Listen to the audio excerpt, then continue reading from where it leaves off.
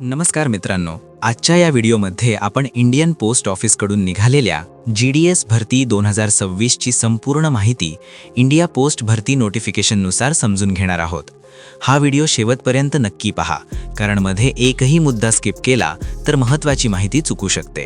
त्यासाठी व्हिडिओ शेवटपर्यंत बघा। मित्रांनो, ही भरती department of posts government of India अंतर्गत ग्रामीण डाक सेवक म्हणजेच GDS पदांसाठी आहे। यामध्ये 3 प्रकारची पदे आहेत। नंबर 1 BPM म्हणजे branch post master, number 2 ABPM म्हणजे असिस्टंट ब्रांच पोस्ट मास्टर आणि नंबर 3 म्हणजे डाक सेवक। ही नोकरी ग्रामीण भागात जास्त असते, हे आधीच लक्षात ठेवा।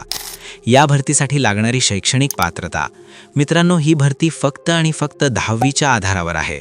10वी पास असणे आवश्यक।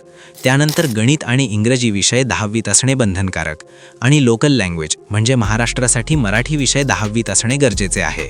12वी ग्रॅज्युएशन पोस्ट ग्रॅज्युएशनला कोणताही एक्स्ट्रा फायदा नाही। त्यानंतर इतर आवश्यक पात्रता, उमेदवाराकडे संगणकाचे मूलभूत ज्ञान असणे आवश्यक, सायकल चालवता येणे आवश्यक। या भरतीसाठी वयोमर्यादा किमान वय 18 वर्ष आणि कमाल वय 40 वर्षे असायला पाहिजे। त्यानंतर वयामध्ये आरक्षणानुसार सूट दिलेली आहे। SC ST 5 वर्षे सूट, OBC 3 वर्षे सूट, दिव्यांग व्यक्तीला 10 ते 15 वर्षे कॅटेगरीनुसार सूट मिळते। या नोकरीसाठी पगार पुढील प्रमाणे मिळतो। BPM पदासाठी 12,000 ते 29,380 रुपये आणि ABPM किंवा डाक सेवक पदासाठी 10,000 ते 24,470 रुपये इतका पेमेंट मिळतो। महत्त्वाचा मुद्दा म्हणजे निवड प्रक्रिया कशी असते। तर मित्रांनो, कोणतीही परीक्षा नाही आणि कोणताही इंटरव्ह्यू नाही, फक्त 10वीच्या मार्क्सवर सिस्टम जनरेटेड मेरिट लिस्ट लागते आणि कॅटेगरी जेंडरनुसार निर्णय होतो। हा अर्ज करण्यासाठी लागणारी फी जनरल OBC 100 रुपये आणि महिला SC ST PWD कोणतीही फी नाही।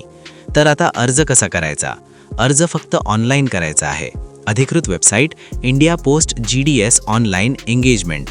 अर्ज करण्यासाठी step 1 time registration, log in, application form भरणे, photo plus signature upload, fee payment आणि फायनल सबमिट।